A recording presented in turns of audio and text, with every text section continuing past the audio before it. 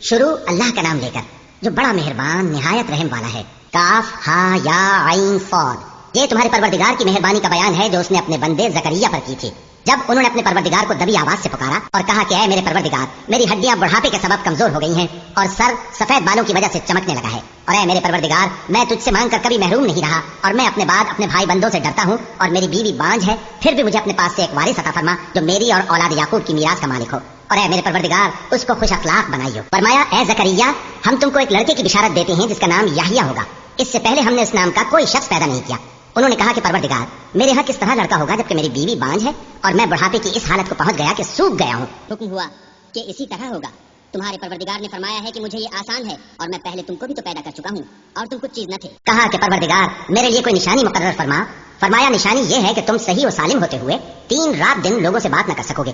پھر وہ عبادت کے حجرے سے نکل کر اپنی قوم کے پاس آئے تو ان سے اشارے سے کہا کہ صبح و شام تسبیح کرتے رہو۔ فرمایا اے یحییٰ، ہماری کتاب کو مضبوطی سے تھامے رہو،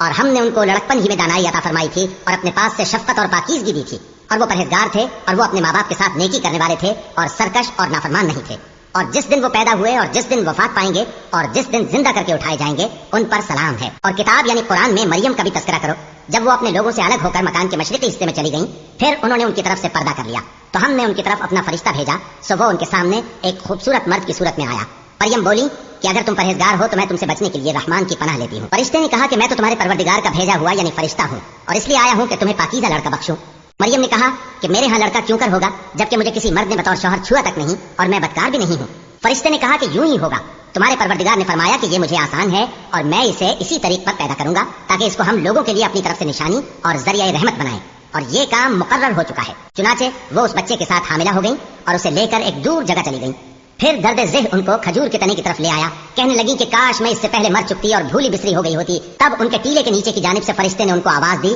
کہ غمناک نہ ہو، تمہارے پروردگار نے تمہارے نیچے ایک چشمہ پیدا کر دیا ہے، اور کھجور کے تنے کو پکڑ کر اپنی طرف ہلاؤ، وہ تم پر تازہ عمدہ کھجوریں گرائے گا، تو کھاؤ اور پیو اور آنکھیں ٹھنڈی کرو۔ اگر تم کسی آدمی کو دیکھو تو کہنا کہ میں نے اللہ کے لیے روزے کی منت مانی، تو آج میں کسی آدمی سے ہرگز کلام نہیں کروں گی۔ پھر وہ اس بچے کو اٹھا کر اپنی برادری والوں کے پاس لے آئیں۔ وہ کہنے لگے کہ مریم، یہ تو نے برا کام کیا، اے ہارون کی بہن، نہ تو تیرا باپ ہی برا آدمی تھا اور نہ تیری ماں ہی بدکار تھی۔ تو مریم نے اس بچے کی طرف اشارہ کیا۔ وہ بولے کہ ہم اس سے کہ گود کا بچہ ہے کیسے بات کریں؟ بچے نے کہا کہ میں اللہ کا بندہ ہوں، اس نے مجھے کتاب دی ہے اور نبی بنایا ہے، اور میں جہاں ہوں اور جس حال میں ہوں اس نے مجھے صاحب برکت بنایا ہے، اور جب تک زندہ ہوں مجھ کو نماز اور زکوٰۃ کا ارشاد فرمایا ہے، اور مجھے اپنی ماں کے ساتھ نیک سلوک کرنے والا بنایا ہے اور سرکش و بدبخت نہیں بنایا، اور جس دن میں پیدا ہوا اور جس دن مروں گا اور جس دن زندہ کر کے اٹھایا جاؤں گا مجھ پر سلام ہے۔ یہ مریم کے بیٹے عیسیٰ ہیں، اور یہ سچی بات ہے جس میں لوگ شک کرتے ہیں۔ اللہ کو شایع نہیں کہ کسی کو بیٹا بنائے، وہ پاک ہے، جب کسی چیز کا ارادہ کرتا ہے تو اس کو یہی کہتا ہے کہ ہو جا تو وہ ہو جاتی ہے، اور بے شک اللہ ہی میرا اور تمہارا پروردگار ہے، تو اسی کی عبادت کرو،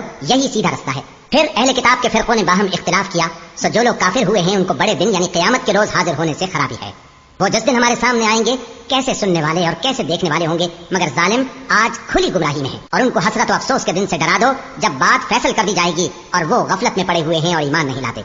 ہم ہی زمین کے اور جو لوگ اس پر بستے ہیں ان کے وارث ہوں گے، اور ہماری ہی طرف ان کو لوٹنا ہوگا۔ اور کتاب میں ابراہیم کا ذکر کرو، بے شک وہ نہایت سچے تھے، پیغمبر تھے۔ جب انہوں نے اپنے باپ سے کہا کہ ابا، آپ ایسی چیزوں کو کیوں پوچھتے ہیں جو نہ سنیں اور نہ دیکھیں اور نہ آپ کے کچھ کام آ سکیں؟ ابا، مجھے ایسا علم ملا ہے جو آپ کو نہیں ملا، تو میرے ساتھ ہو جائیے، میں آپ کو سیدھی راہ پر لے چلوں گا۔ ابا، شیطان کی پوجا نہ کیجیے، بے شک شیطان اللہ کا نافرمان ہے۔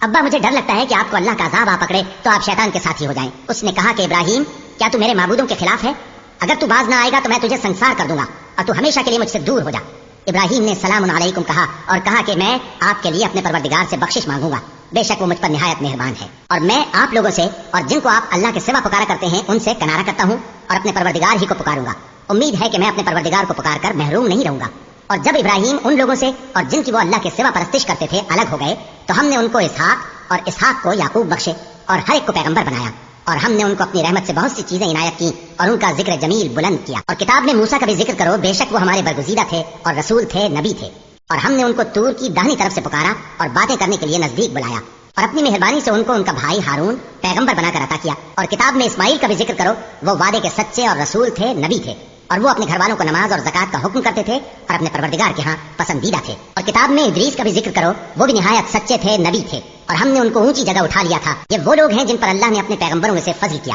یعنی اولاد آدم میں سے، اور ان لوگوں میں سے جن کو ہم نے نوح کے ساتھ کشتی میں سوار کیا۔ اور ابراہیم اور یعقوب کی اولاد میں سے اور ان لوگوں میں سے جن کو ہم نے ہدایت دی اور جنہیں برگزیدہ کیا، جب ان کے سامنے ہماری آیتیں پڑھی جاتی تھیں تو سجدے میں گر پڑتے اور روتے رہتے تھے۔ پھر ان کے بعد چند ناخلف ان کے جانشین ہوئے جنہوں نے نماز کو ضائع کر دیا اور خواہشات نفسانی کے پیچھے لگ گئے، سو ان قریب ان کو گمراہی کی سزا ملے گی۔ ہاں، جس نے توبہ کی اور ایمان لایا اور عمل نیک کیے تو ایسے لوگ بہشت میں داخل ہوں گے اور ان کا ذرا نقصان نہ کیا جائے گا، یعنی ہمیشہ کی بہشتوں میں جس کا اللہ نے اپنے بندوں سے وعدہ کیا ہے کہ جو ان کی آنکھوں سے پوشیدہ ہے۔ بے شک اس کا وعدہ نیکوکاروں کے سامنے آنے والا ہے، وہ اس میں سلام کے سوا کوئی بےہودہ کلام نہ سنیں گے اور ان کو صبح و شام کھانا ملے گا۔ یہی وہ جنت ہے جس کا ہم اپنے بندوں میں سے ایسے شخص کو مالک بنائیں گے جو پرہیزگار ہوگا۔ اور فرشتوں نے پیغمبر کو جواب دیا کہ ہم تمہارے پروردگار کے حکم کے سوا اتر نہیں سکتے، جو کچھ ہمارے آگے ہے اور جو پیچھے ہے اور جو اس کے درمیان ہے سب اسی کا ہے، اور تمہارا پروردگار بھولنے والا نہیں، یعنی آسمان اور زمین کا اور جو ان دونوں کے درمیان ہے سب کا پروردگار، تو اسی کی عبادت کرو اور اس کی عبادت پر ثابت قدم رہو۔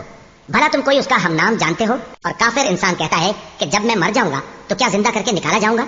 کیا ایسا انسان یاد نہیں کرتا کہ ہم نے اس کو پہلے بھی تو پیدا کیا تھا جبکہ وہ کچھ بھی چیز نہ تھا؟ سو تمہارے پروردگار کی قسم، ہم ان کو جمع کریں گے اور شیطانوں کو بھی، پھر ان سب کو جہنم کے گرد حاضر کریں گے اور وہ گھٹنوں پر گرے ہوئے ہوں گے۔ پھر ہر گروہ میں سے ہم ایسے لوگوں کو کھینچ نکالیں گے جو رحمان کے مقابلے میں سخت سرکشی کرتے تھے، پھر ہم ان لوگوں سے خوب واقف ہیں جو اس میں داخل ہونے کے زیادہ لائق ہیں، اور تم میں سے کوئی شخص نہیں مگر اسے اس پر گزرنا ہوگا، یہ تمہارے پروردگار پر لازم ہے، مقرر ہے۔ پھر ہم پرہیزگاروں کو نجات دیں گے اور ظالموں کو اس میں گھٹنوں کے بل پڑا ہوا چھوڑ دیں گے۔ اور جب ان لوگوں کے سامنے ہماری آیتیں پڑھی جاتی ہیں تو جو کافر ہیں وہ مومنوں سے کہتے ہیں کہ دونوں فریق میں سے مکان کس کے اچھے اور مجلسیں کس کی بہتر ہیں، اور ہم نے ان سے پہلے بہت سی امتیں ہلاک کر دیں، وہ لوگ ان سے ٹھاٹ باٹ اور نمود و نمائش میں کہیں اچھے تھے۔ کہہ دو کہ جو شخص گمراہی میں پڑا ہوا ہے، رحمان اس کو آہستہ آہستہ مہلت دیا جاتا ہے، یہاں تک کہ جب اس چیز کو دیکھ لیں گے جس کا ان سے وعدہ کیا جاتا ہے، خواہ عذاب اور خواہ قیامت، تو اس وقت جان لیں گے کہ مکان کس کا برا ہے اور لشکر کس کا کمزور ہے۔ اور جو لوگ ہدایت یاب ہیں اللہ ان کو زیادہ ہدایت دیتا ہے، اور نیکیاں جو باقی رہنے والی ہیں وہ تمہارے پروردگار کے ہاں صلے کے لحاظ سے خوب اور انجام کے اعتبار سے بہتر ہیں۔ بھلا تم نے اس شخص کو دیکھا جس نے ہماری آیتوں سے کفر کیا اور کہنے لگا کہ اگر میں اثر نو زندہ ہوا بھی تو یہی مال اور اولاد مجھے وہاں ملے گا؟